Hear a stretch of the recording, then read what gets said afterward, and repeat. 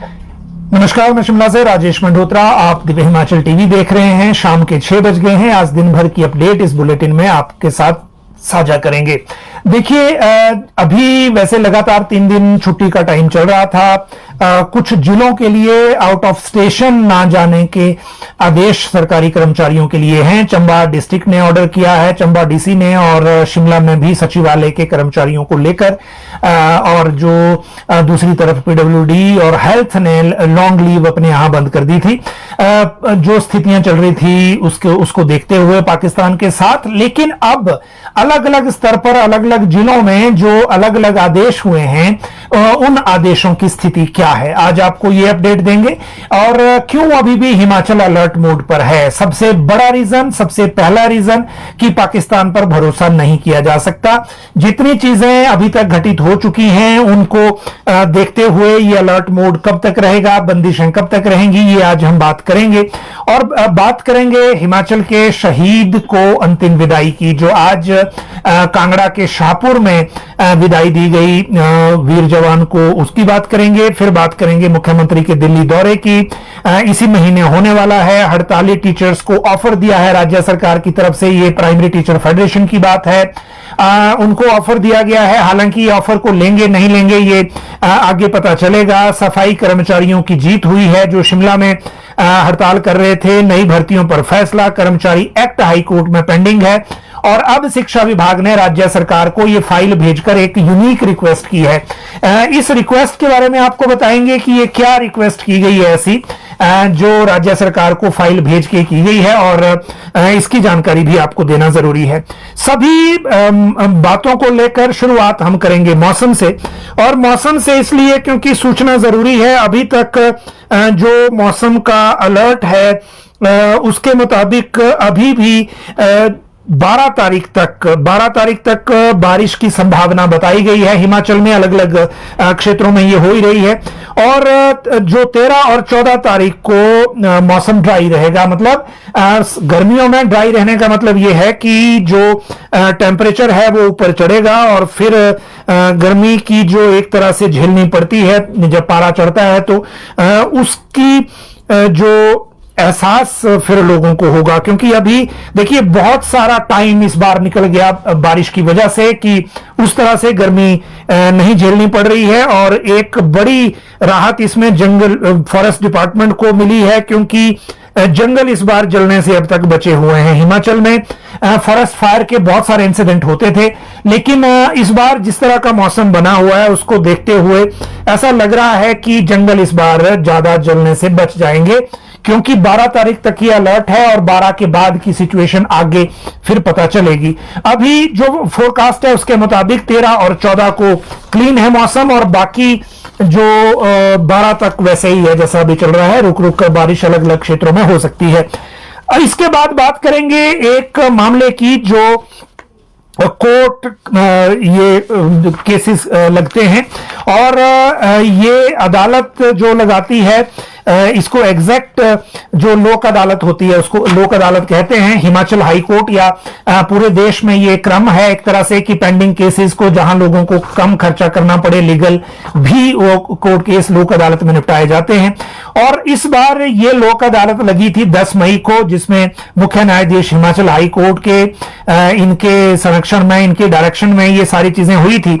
अब इसमें देखिए लोक अदालत में निपटारे के लिए 127 बेंच नियुक्त किए गए थे हिमाचल में, और 1,09,134 मामले इसमें लगाए गए, जिनमें से 59,440 केसेस को निपटाया गया इसमें। और इसमें लोक अदालत में दावेदारों से 77 करोड़ 63 लाख 45 हजार की राशि भी वसूल की गई, जो फैसलों के माध्यम से दिया जाता है। तो ये एक लोक अदालत की एक सफलता है, जो क्रम है, क्योंकि लोगों को इसमें त्वरित न्याय मिल जाता है। अब एक बात करेंगे कश्मीरी युवक की। वैसे इस तरह के इंसिडेंट होते रहते हैं, और ये इंसिडेंट इस बार हिमाचल में भी देखने को मिले। पहले इस तरह के इंसिडेंट कम होते थे।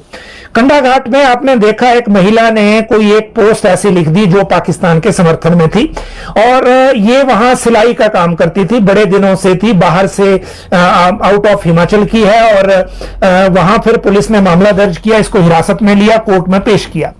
दूसरा मामला हुआ सुन्नी में। यहां पर जो सैलून का एक ये युवक दुकान चलाता था, 2 साल से वहां ये काम कर रहा था, हिमाचल से बाहर का था। इसने भी पाकिस्तान का समर्थन कर दिया, चाहे वो गलती से हुआ या जानबूझ के हुआ। जो हालत चल रही है उसमें जो इंसिडेंट है वो जानबूझ के ही होता है, क्योंकि सबको पता है कि सेंसिटिविटी क्या है। और आज शिमला में एक ही मामला आया, कश्मीर के अनंतनाग का ये व्यक्ति है। ये शिमला में बड़े वर्षों से काम कर रहा था, जो रसोई गैस की सप्लाई होती है उस तरह का, कई तरह का काम, गैस एजेंसी में ये काम कर रहा है। इसने पाकिस्तान के झंडे वाली डीपी लगा दी अपने फेसबुक अकाउंट में, और लोगों को, क्योंकि जब बड़े साल से यहां है तो वो जान पहचान उस तरह की हो जाती है, और ये व्हाट्सएप की डीपी में ये झंडा लगाया। अब व्हाट्सएप की डीपी में जब लगाया तो नेचुरली पता लगना था जो भी कॉन्टैक्ट्स में इनके थे, क्योंकि यहां पे अगर गैस की सप्लाई करनी है तो लोग कॉन्टैक्ट नंबर रख लेते हैं। उसके बाद पुलिस को यह शिकायत हुई, 2016 से ये शिमला में काम कर रहा है, और बीएनएस की धारा 196, 197 1 के तहत मामला दर्ज कर इसको हिरासत में लिया गया उसके बाद, ताकि माहौल खराब ना हो, क्योंकि मसला बड़ा सेंसिटिव आजकल चल रहा है। इसके बाद बात करेंगे बिजली बिलों को लेकर। अपडेट आपको देने से पहले एक जो कांगड़ा में तो हमने आपको बताया है जो शहीद का आज अंतिम संस्कार था, लेकिन हमीरपुर के कुणा खड्ड में 16 साल का युवक डूब गया है। दोस्तों के साथ नहाने गया था, खड्ड में उतरा था लेकिन निकल नहीं पाया। फिर दोस्तों के साथ जाने के बाद और गहरे पानी में ये समा गया। उसके बाद लोगों को जानकारी लगी, पुलिस को सूचित किया, फिर एसडीआरएफ की टीम मंगवाई गई, और एसडीआरएफ की टीम अभी भी इसकी जो बॉडी की तलाश कर रही है। पलासी का ये रहने वाला है, रोहित कुमार इसका नाम है। तो ये इंसिडेंट आज यहां हो गया है हमीरपुर में। अगली बात करेंगे इसके बाद वो बिजली बिलों पर जयराम ठाकुर का जो बड़ा आरोप है वो। आज प्रेस बयान के माध्यम से नेता प्रतिपक्ष जयराम ठाकुर ने यह कहा है कि कांग्रेस की सरकार ने जो 300 यूनिट बिजली फ्री देने के नाम पे आई थी, किसानों ने जो कनेक्शन लगा रखे थे बिजली के जो सिंचाई के लिए, उसमें सिंचाई के लिए बिजली कनेक्शन के बिजली बिल 5 से 6 गुना बढ़कर वसूले जा रहे हैं, और इससे किसानों पर ज्यादती हो रही है, ये जयराम ठाकुर ने कहा। यह भी कहा कि ऊना के कुछ किसानों द्वारा भेजे गए बिजली के बिल मैंने देखे, जिसमें 1 मार्च से 1 अप्रैल के बीच 605 यूनिट बिजली की खपत हुई और उनका कुल बिजली बिल 669 रुपए था, जिसमें से 370 रुपए सरकार द्वारा लगाए गए सेस के भी शामिल थे। और इसी तरह से जो खेतों की सिंचाई करने के लिए बिजली का बिल 3445 रुपए आया फिर उसके बाद। तो ये जो है किसानों के साथ ठीक नहीं है। हालांकि ये अभी वेरिफिकेशन इस तरह के बिलों की एक बार बिजली बोर्ड से भी होनी है, और बिजली बोर्ड का जब वर्जन सामने आएगा तो वो भी हम आपको बताएंगे कि उसमें क्या एग्जैक्ट आगे चीज थी। अगली बात करेंगे हिमाचल में ड्रोन ट्रेनर की। देखिए, जब आजकल का जो वारफेयर है उसमें ड्रोन हमले के लिए इस्तेमाल होते हैं। पाकिस्तान ने भी तुर्की के बने हुए ड्रोन भारत के खिलाफ इस्तेमाल किए, और भारत ने जो ड्रोन थे वो अपने थे, इजराइल के थे या कहीं और के थे, वो एक अलग मसला है। लेकिन हिमाचल सरकार ड्रोन की टेक्निक को कृषि और बागवानी सेक्टर में यूज करने जा रही है, और यहां पर हिमाचल में 243 युवाओं ने ड्रोन से संबंधित ट्रेनिंग पूरी कर ली है। बेसिकली सूचना प्रौद्योगिकी का इस्तेमाल और करने के लिए बाकी सेक्टर्स के लिए ये फर्क है, और एआई एंड मशीन लर्निंग के साथ ड्रोन टेक्निक जो है, ये ड्रोन ट्रेनिंग जो है वो एक महत्वपूर्ण कड़ी है जिसको इस्तेमाल किया जा रहा है राज्य सरकार के द्वारा। और आज ये बताया गया है राज्य सरकार की ओर से जारी जानकारी में कि ड्रोन टेक्निक का इस्तेमाल कृषि और बागवानी क्षेत्र में राज्य सरकार करने जा रही है, क्योंकि बागवानी में सेब पर जो छिड़काव होता है वो एक मेजर मसला है, वैसे ही फसलों की बात है, और निगरानी से लेकर ढुलाई तक क्या ये पॉसिबल है उसकी संभावनाएं देखी जा रही हैं। अगली बात करेंगे कॉलेजों में एनईपी और शिक्षा के युक्तिकरण को लेकर। देखिए, शिक्षा विभाग में युक्तिकरण के जो मामले पेंडिंग हैं वो 2 तरह के हैं। एक तो है जो टीजीटी की अभी युक्तिकरण हुआ था उसमें अमेंडमेंट जो होनी है, एक मसला वो है। दूसरा मसला वो है जो राज्य सरकार की कैबिनेट ने केस टू केस बेसिस पर स्कूलों और कॉलेजों में सब्जेक्ट या स्कूल को मर्ज करने या बंद करने का निर्णय लिया है। लेकिन ये कहा गया है कि ये निर्णय केस टू केस बेसिस पर लिया जाएगा, एक साथ स्कूल या कॉलेज बंद नहीं होंगे। लेकिन आगे इसमें क्योंकि फाइल पर परमिशन मुख्यमंत्री से ली जानी है तो वो फाइल आगे नहीं जा रही, क्योंकि शिक्षा मंत्री पहले अवेलेबल नहीं थे। एक दिन वो बीच में आए थे, उनके साथ कुछ बैठक में बात हुई है लेकिन कंप्लीट नहीं हो पाई। इसीलिए अभी भी इस सप्ताह मंगलवार से जो शुरू हो रहा है सप्ताह, उसमें शिक्षा के युक्तिकरण को लेकर कुछ ना कुछ निर्णय संभव है। जिन टीजीटीज ने युक्तिकरण के ऑर्डर में ज्वाइन कर लिया है, बाद में उनको वापस नहीं लाया जा सका, उनको लेकर भी कोई डिसीजन इसमें हो जाएगा। दूसरा जो मामला है वो है राष्ट्रीय शिक्षा नीति के अकॉर्डिंग कॉलेजेस में स्ट्रक्चर चेंज करने का। देखिए इसमें एक्चुअली क्या है कि कॉलेजों में एनईपी के हिसाब से बड़े सारे बदलाव होने हैं और कॉलेज में जो प्रक्रिया है वो भी अब क्योंकि एग्जाम लास्ट पेपर बचा था और उसके बाद अब वहां नया सेशन जून से शुरू होना है और 10 जून से पहले सत्र शुरू हो जाएगा, उससे पहले सरकार को फैसला लेना है। अब इसमें बड़ी सारी चीजें अभी करने की है, जिसमें क्रेडिट स्कोर का एक इशू है, मल्टीपल एग्जिट मल्टीपल एंट्री एक अलग इशू है, और इसी तरह से जो कॉलेजों में सेमेस्टर सिस्टम रखना है या नहीं, ये भी एक मसला अभी है डिसीजन मेकिंग में जो एनईपी के हिसाब से होना है। 4 साल की इंटीग्रेटेड बीएड भी एक किसी से कनेक्टेड मसला है। तो ये सारी चीजें मंगलवार से जो सप्ताह शुरू हो रहा है उसमें आएंगी और अगली कैबिनेट में इसकी प्रेजेंटेशन पहले शिक्षा मंत्री को दी जानी है, अगली कैबिनेट में यह मसला ले जाया जाएगा तो फिर वहां पता चलेगा कि डिसीजन इसमें क्या होता है। लेकिन इन दोनों मामलों में अभी इंतजार की जरूरत है। अब बात करेंगे कर्मचारी एक्ट जो हाई कोर्ट में पेंडिंग है। ये गया था हायर एजुकेशन से असिस्टेंट प्रोफेसर कॉलेजेस की तरफ से, क्योंकि इनको जो लाभ मिला था सीनियोरिटी का डेट ऑफ अपॉइंटमेंट से, इनके कॉन्ट्रैक्ट की अवधि की सीनियोरिटी भी देनी पड़ी थी, उसका कॉन्सिक्वेंशियल बेनिफिट इनको मिल गया था। और उसके बाद जब कर्मचारी एक्ट पारित हो गया तो इसको विड्रॉ कर लिया गया था एक ऑर्डर में। उसी विड्रॉ करने के ऑर्डर को इन लोगों ने, कॉलेज कैडर ने हाई कोर्ट में चुनौती दी हुई है। मैंने आपको पहले भी बताया था कि इस केस में 1300 से ज्यादा पिटीशन हो गई हैं, हाई कोर्ट ने इनको अटैच कर दिया है। अब एक ही जगह ये सुनी जाएंगी, इसके लिए जो बेंच है वो भी मार्क हो गया है। लेकिन इस बीच हिमाचल के शिक्षा विभाग ने, जिनका ये ओरिजिनल केस है हायर एजुकेशन का कॉलेज कैडर की वजह से, उन्होंने राज्य सरकार को फाइल भेजकर एक डिमांड की है और उन्होंने ये कहा है कि उन्हें इस केस को लड़ने के लिए प्राइवेट सीनियर काउंसिल दिया जाए other than advocate general office. Advocate general office तो इस मामले को देखेगा ही क्योंकि वो तो है ही, लेकिन इनके अलावा एक अच्छी फेस वैल्यू वाला जो प्राइवेट काउंसिल है इस केस के लिए दिया जाए, ताकि बाद में सरकार को यह ना लगे कि इस केस को सही ढंग से डिफेंड नहीं किया गया। जो गलती कॉन्ट्रैक्ट के समय हुई, कॉन्ट्रैक्ट पॉलिसी को डिफेंड नहीं कर पाई थी सरकार।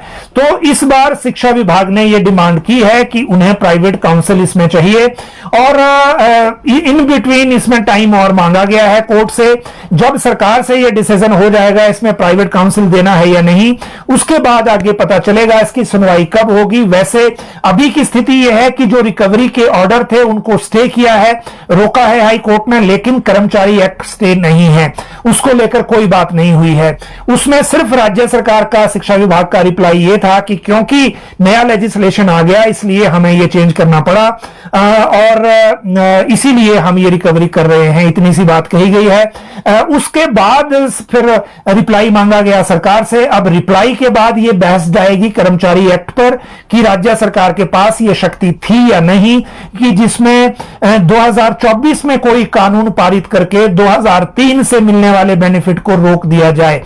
तो यह अभी लीगल स्क्रूटनी का मामला है, उसमें आगे बात जाएगी और इसीलिए इसमें सीनियर काउंसिल मांगा है एजुकेशन डिपार्टमेंट ने।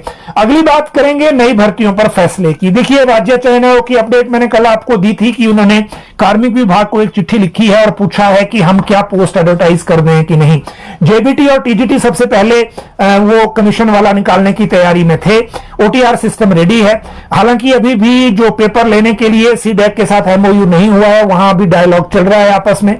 लेकिन मंगलवार से जो सप्ताह है उसमें यह क्लैरिटी हो जाएगी नई भर्तियों को लेकर कि क्या अभी रूल्स का इंतजार करना है या फिर कुछ 4 लाइन का ऐसा ऑर्डर कार्मिक विभाग कर दे कि आप ट्रेनिंग के हिसाब से ही एडवर्टाइज फिलहाल कर दें, इन बिटवीन अगर कोई रूल नए आ जाएंगे तो उनको उस तरह से आगे देख लेंगे।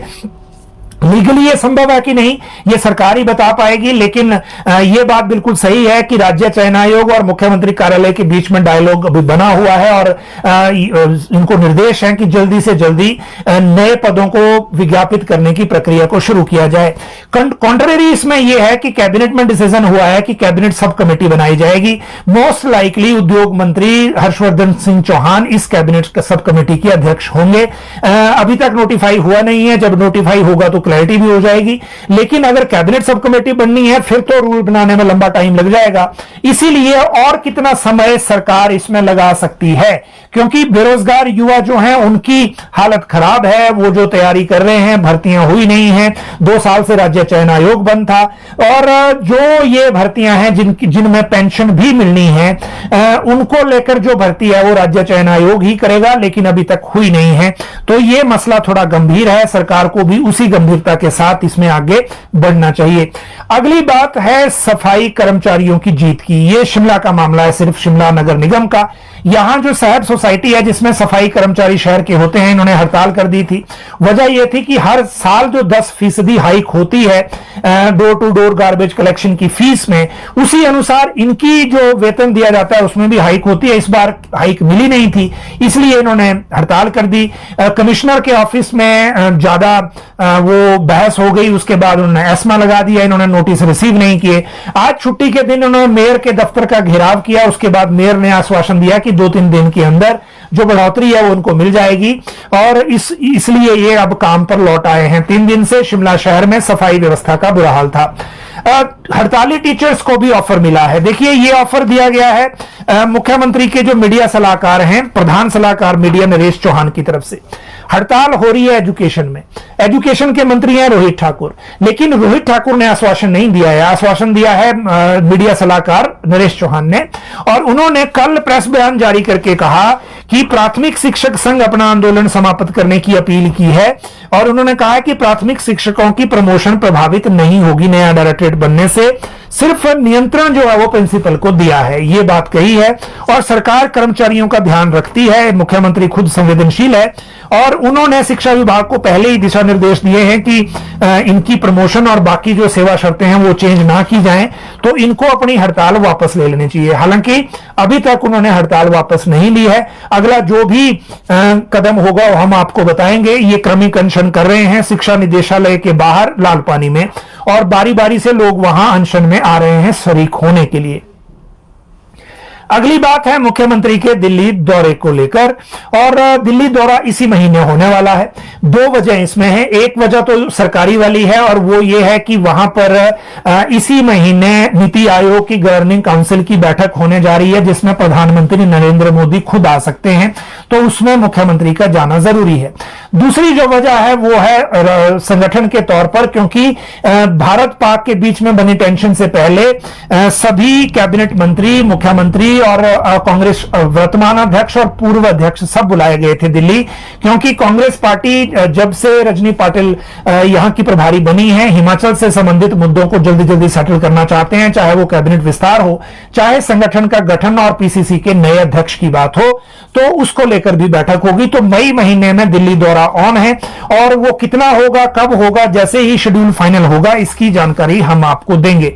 अगली बात करेंगे शहीद को आखिरी विदाई की। देखिए, ये शाहपुर में जो जम्मू कश्मीर में एक शहीद हो गए थे सूबेदार मेजर पवन कुमार, इनको आज पंचतत्व में विलीन कर दिया गया। इनके जो बेटे हैं अभिषेक, उन्होंने इनको मुखाग्नि दी, और पूरे क्षेत्र में पाकिस्तान के खिलाफ नारे लगे। दोपहर करीब 2 बजे कांगड़ा के स्थित झुलाड़ सिलापुरी गांव में इनकी पार्थिव देह लाई गई। उसके बाद, क्योंकि आप लोगों ने सोशल मीडिया चैनल्स पे ये लाइव भी देखा होगा, 31 अगस्त को ही इसी साल ये रिटायर भी होने वाले थे। और बेसिकली हुआ यह है कि जिस घर में ये रहते थे उसको हैवी शेलिंग में टारगेट किया था पाकिस्तान आर्मी ने, और उस कारण उनकी डेथ वहां हो गई, इसीलिए ये शहादत हुई है, और आज इनको आखिरी विदाई दे दी गई। ये जो 52 साल के थे और 25 पंजाब रेजिमेंट में तैनात थे, इसीलिए आज गमगीन माहौल ये था। वैसे भी पाकिस्तान के साथ जो मसला चल रहा है वो इतना इजीली हल होने वाला भी है नहीं। लेकिन आगे जो इशू है वो क्या है? देखिए, हिमाचल में अलर्ट अभी जारी है और ये बंदिशें कब तक रहेंगी, उसकी एक वजह है। हिमाचल में जो अलर्ट है वो इसीलिए किया गया था क्योंकि भारत पाकिस्तान के बीच में जो स्थितियां थी वो अलग तरह से हो गई थी। अभी अभी देखिए 24 अधिकारियों की ट्रांसफर के ऑर्डर निकले हैं, 25 समझिए आप, इसमें हरीश गज्जू भी साथ में एडिशनल हैं, तो इनकी बात हम लास्ट में आपको बताएंगे। ट्रांसफर की 25 अधिकारी ट्रांसफर हुए हैं। लेकिन पाकिस्तान के साथ जो टेंशन है, उस टेंशन के बाद ऊना डिस्ट्रिक्ट में रात को शादी समारोह भी बैन कर दिए गए थे। ड्रोन की फ्लाइंग बैन थी, कई जगह पटाखे बैन थे। कुल्लू ने भी ड्रोन बैन कर दिया था। इधर दूसरी तरफ अगर हम देखें तो कांगड़ा में जो मैदानी क्षेत्र हैं वहां भी ब्लैकआउट के लिए एक निर्देश जारी हुए थे। आज स्थिति यह है कि चंबा जिला ने अपनी छुट्टियां बंद कर दी थी, छुट्टियां इन द सेंस की हेडक्वार्टर से जाने से मना कर दिया था, बाहर जाने से। अब अभी तक ये जो बंदिशें हैं ये उसी तरह से चल रही हैं और जो अलर्ट का मोड है वो हिमाचल ने अभी डाउन नहीं किया है। उसकी एक वजह है कि आज छुट्टी है, कल छुट्टी है, परसों से वर्किंग डे शुरू होगा, तो स्कूल कॉलेजों को लेकर तो वर्किंग डे जब आता है तब चीजें इवेलुएट होंगी। लेकिन जैसा कल रात को हुआ जब पाकिस्तान ने खुद सीज फायर किया और रात को फिर शेलिंग शुरू कर दी, तो इसीलिए पाकिस्तान पर भरोसा नहीं है। हिमाचल सरकार का क्लियर स्टैंड है कि जब तक एमएचए नहीं कहेगा या आईबी की इनपुट नहीं होगा तब तक हम अलर्ट मोड को लोअर नहीं करेंगे। कांगड़ा में यह बात बिल्कुल ठीक है कि जो ब्लैकआउट के निर्देश हैं उनको वॉलंटरी रखा गया है, वो बाई ऑर्डर नहीं है, लेकिन वो परिस्थितियों पर निर्भर करता है। अगर परिस्थितियां खराब हैं तो फिर सायरन बजेगा, एयर रेड का सायरन बजेगा और सबको ब्लैकआउट करना है। यही स्थिति ऊना और सोलन के बॉर्डर के लिए है, बीबीएन के लिए खासकर। तो एयर सायरन के लिए अभी भी अलर्ट रहें। बाकी चीजें इस तरह से जो जैसी चल रही हैं वैसे ही हैं, क्योंकि पाकिस्तान पे भरोसा नहीं किया जा सकता। और आज भारत सरकार ने खुद ये कहा है कि ऑपरेशन सिंदूर एयरफोर्स ने कहा अभी ऑन है, वो खत्म नहीं हुआ है। पीएम ने जो मीटिंग आज की है उसमें फिर कहा है कि अगर पाकिस्तानी सेना वहां से शेलिंग करे तो उसका मुंह तोड़ जवाब दिया जाए, तो मतलब फिर वही अलर्ट मोड जारी है। इसीलिए भारत सरकार से कोई इस बारे में चिट्ठी नहीं आई और हिमाचल में चीजें स्टैंड स्टिल हैं जैसा कि पहले से था। भीड़ इकट्ठी करने पे कोई रोक नहीं है, तो कोई पैनिक होने की जरूरत उसमें है नहीं। लेकिन जो बाकी एक चीज को लेकर अलर्ट रहे कि अगर एयर रेड का सायरन बजे तो उसको रिस्पॉन्ड करें और उस रिस्पॉन्स के हिसाब से आप सबकी भलाई उसी में है। तो ये एक मसला अभी तक का है। अब प्रशासनिक फेरबदल देखिए, एचएएस अधिकारियों की ट्रांसफर है, 25 ऑर्डर हैं। नरेश ठाकुर ये सेक्रेटरी एसटीए यहां ट्रांसपोर्ट में थे, इनको director personnel and finance power corporation में लगाया गया है। वहां पे जहां पे आबिद हुसैन सादिक को लगाया गया था मीना की जगह जब वो ये विमल नेगी की डेथ से पहले, और अब वहां पर फाइनेंस पर्सनल और फाइनेंस जो है वो इनको लगाया गया है। अगली बात, अगला जो ऑर्डर है वो ऑर्डर है निशांत ठाकुर का। ये एडिशनल सेक्रेटरी एजुकेशन थे, अभी एडिशनल चार्ज इनके पास एसडीएमएफ का था। इनको अब एडिशनल चार्ज दिया गया है post of project director program management unit revenue department DMC Shimla का। तो ये additional secretary revenue and DMC रहेंगे। मुझे लगता है एजुकेशन यहां से हट गया और रेवेन्यू में ये फुल फ्लैज हो गए। डॉक्टर जितेंद्र कुमार ये 2010 बैच के एचएएस हैं, ये चीफ एग्जीक्यूटिव ऑफिसर थे खादी और विलेज इंडस्ट्रीज में। इनको ये लगाए गए हैं अब एडिशनल डायरेक्टर एमएस हिप्पा, ये मनमोहन सिंह जो फेयर लॉन में इंस्टीट्यूट है वहां पर। और ज्ञान सागर नेगी ये additional secretary to chief minister हैं, इनको अब लगाया है इनको रजिस्ट्रार एचपी यूनिवर्सिटी इनको भेजा गया है ज्ञान सागर नेगी को। डॉक्टर सोनिया ठाकुर को लगाया है एडिशनल डायरेक्टर रूरल डेवलपमेंट में। जगन ठाकुर को लगाया है एमडी हिंफेड में। शशिपाल नेगी को लगाया है रजिस्ट्रार सरदार वल्लभ पटेल यूनिवर्सिटी मंडी में। सुनैना शर्मा इनको लगाया है assistant commissioner to divisional commissioner Mandi division में। फिर राम प्रसाद को लगाया है additional commissioner municipal corporation Hamirpur में। चेतना खडवाल को लगाया है secretary state information commission Shimla में। विकास शुक्ला को जो एसडीएम कुल्लू थे उनको एसडीएम सुजानपुर लगाया गया है। संजीत सिंह ये को रिलीव करेंगे। डॉक्टर भावना इनको रूरल डेवलपमेंट इनको लगाया गया है as additional director department of empowerment and SCSO ई सोमसा में। पंकज शर्मा 2 इनको एसडीएम कफोटा सिरमौर भेजा गया है। हर्ष अमरेंद्र सिंह को एसडीएम रामपुर भेजा गया है। संजय कुमार को असिस्टेंट सेटलमेंट ऑफिसर शिमला लगाया है। प्रदीप कुमार को लगाया है असिस्टेंट सेटलमेंट ऑफिसर धर्मशाला कांगड़ा में। निशांत तोमर को एसडीएम बंजार लगाया है। संकल्प गौतम को लगाया है एसडीएम बैजनाथ और देवी चंद को एसडीएम बैजनाथ से लगाया है assistant commissioner deputy commissioner Shimla में। मनोज कुमार 3 को joint commissioner municipal corporation Una. Doctor Sanjay Bhagwati को ज्वाइंट डायरेक्टर अर्बन डेवलपमेंट में। संजीव कुमार 3 को deputy secretary to chief minister. Alisha Chauhan को लगाया है एसडीएम उदयपुर लाहौल स्पीति में। यहां एक और महिला भेज दी, अब पहले भी डीसी से लेकर सब महिलाएं वहां पे हैं, एसपी भी। जगदीश शर्मा जो हैं इनको presently as a district tourism development officer Shimla लगाया है। और साथ में जो हरीश गज्जू हैं additional secretary to chief minister, उनको additional charge additional director industries का था, साथ में स्टोर्स का भी। अब इनको एक एडिशनल चार्ज दिया है MD HP agriculture and rural development bank Shimla का, एआरडीबी का। तो ये आज के ट्रांसफर ऑर्डर अलग से हैं जो मैंने आपको बताया। 25 अधिकारियों को एडिशनल चार्ज या ट्रांसफर अलग से हुई है। तो ये आज की कुछ प्रमुख मसले थे जो आपके साथ डिस्कस किए। अगर आपके पास कोई क्वेरी है तो इसी कमेंट बॉक्स में डालें ताकि हम बाद में इसका रिप्लाई आपको कर सकें। आप सब लोग लाइव जुड़े, बहुत बहुत शुक्रिया।